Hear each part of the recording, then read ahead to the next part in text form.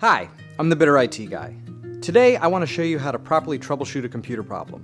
Many times users will report an issue, but the problem they're seeing is actually a symptom of something larger.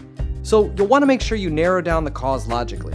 For this tutorial, I'll be using one of my client's personal computers.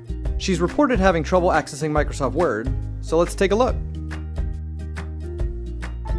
Oh god, Okay, so obviously Joanne's a little unorganized, but that's okay.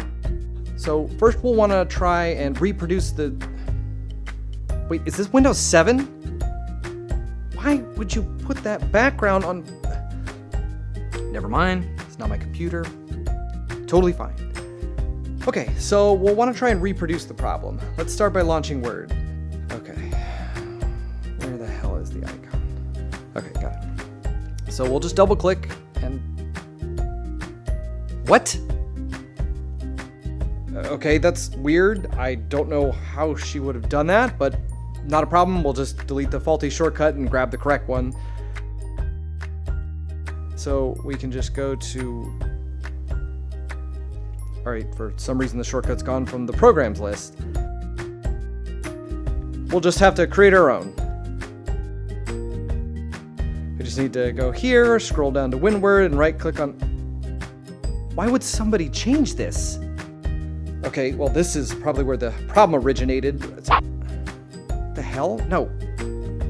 No, go away! Oh my god. Alright, so we'll just rename the executable...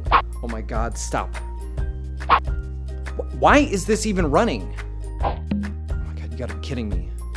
Good evening, Joanne. How has your day been? I What are Frog's favorite tales? can't do anything. Crook and Dagger stories.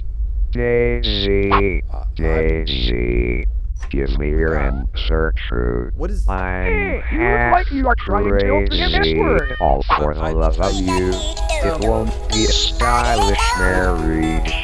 I can't afford a carriage. But you look sweet up on the seat of a bicycle built for two. What the f just happened?